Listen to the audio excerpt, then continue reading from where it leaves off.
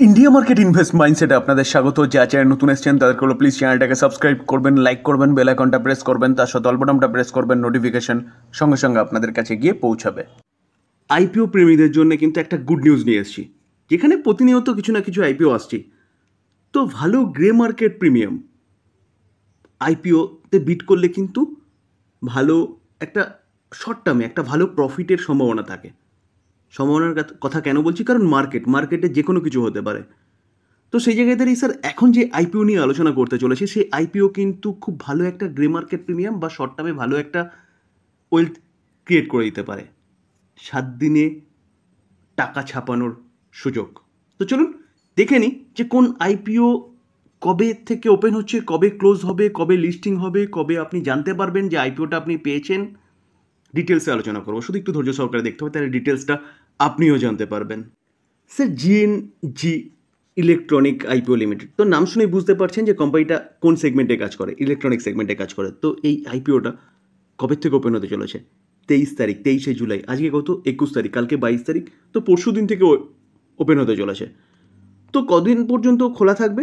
25শে জুলাই, অর্থাৎ 25শে জুলাই হচ্ছে লাস্ট সুযোগ এই আইপিওতে বিড করা। তবে ডিসক্লেমার দিয়ে রাখি স্যার, কোনো বিড রেকমেন্ডেশন নয়, জাস্ট ইনফরমেশন দেওয়ার চেষ্টা করছি ভিডিওর মাধ্যমে, লার্নিং পারপাস। বিড করবেন কি করবেন না নিজে ভালো মতন অ্যানালাইসিস করবেন, তারপরে গিয়ে বিড করার কথা চিন্তা ভাবনা করবেন। তো ফেস ভ্যালু কী আছে? ফেস ভ্যালু হচ্ছে 2। প্রাইস ব্যান্ড কী রাখা হয়েছে? প্রাইস ব্যান্ড 225 থেকে 237। তো 237কেই ধরে চলুন। লট সাইজ 63, অর্থাৎ এক লটে 63 হচ্ছে শেয়ার থাকবে। কোম্পানিটা কি করতে চলেছে? অফার ফর সেল করতে চলেছে। তো টোটাল ইস্যু কত? অনলি ফর 460 কারোর। তো একটা ছোট্ট আইপিও বলতে পারেন। তার মধ্যে ফ্রেশ ইস্যু হচ্ছে 400 কারোর এবং বাদবাকিটা অফার ফর সেল, যেটা একটু আগে বলছিলাম কত, অনলি ফর 60.44 কারোর। তো কোথায় লিস্ট হতে চলেছে? এনএসসি এবং বিএসসিতে লিস্ট হতে চলেছে। এই আইপিওতে কিউআইপিদের জন্যে 50% শেয়ার রাখা হয়েছে। এইচএনআই বা এনআইআইএদের জন্য কিন্তু 15%, রিটেল শেয়ারদের জন্য, রিটেলারদের জন্য 35%, অর্থাৎ আমাদের জন্য হচ্ছে 35% রাখা হয়েছে। অর্থাৎ রিটেলারদের জন্য কিন্তু যথেষ্ট ভালো অ্যালটমেন্ট রাখা হয়েছে। যেখানে ইতিমধ্যে আমরা দেখেছি যে 23 তারিখ থেকে ওপেন হবে এবং ক্লোজ হবে কত? 25 তারিখে। অ্যালটমেন্টটা আপনি জানতে পারবেন কবে? 28 তারিখে। রিফান্ড হবে কবে? 29 তারিখে। এবং 29 তারিখেই কিন্তু ক্রেডিট হবে ডিমেট অ্যাকাউন্টে যারা আইপিওটা পাবেন। আর যারা পাবেন না তাদের 29 তারিখে রিফান্ড হয়ে যাবে। যারা আইপিও পাবেন না অবভিয়াসলি টাকা তো রিফান্ড হবে, তো 29 তারিখেই হবে। এবং যারা আইপিও পাবেন তাদের লিস্টিং ডেট কবে? 30 জুলাই।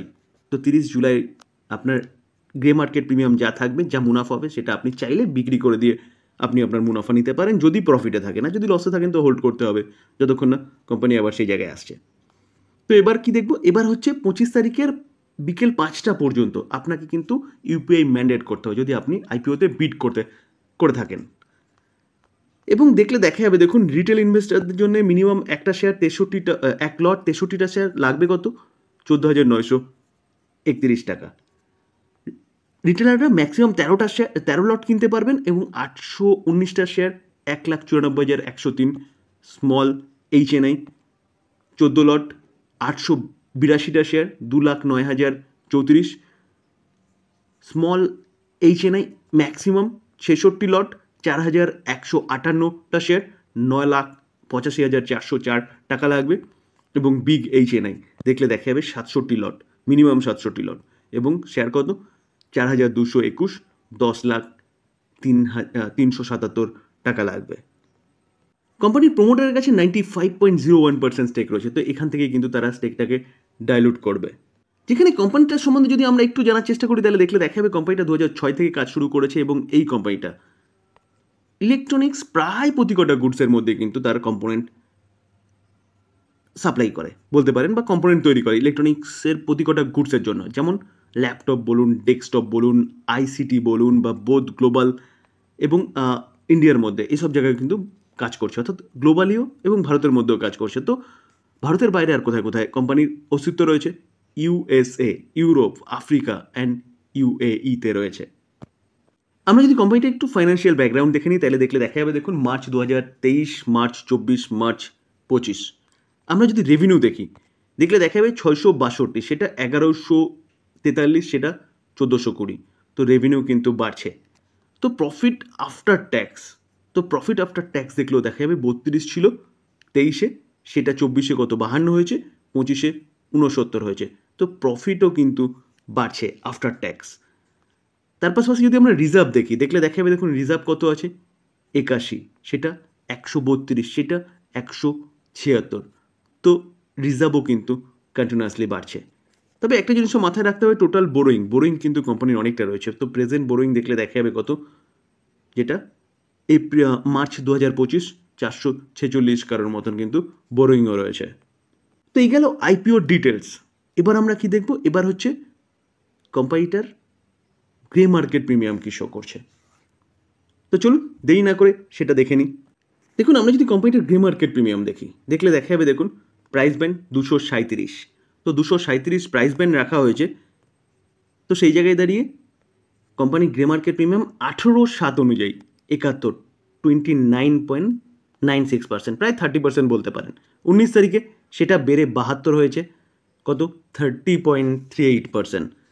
সেটা 20 তারিখে বেড়ে 77 হয়েছে, 32.49%।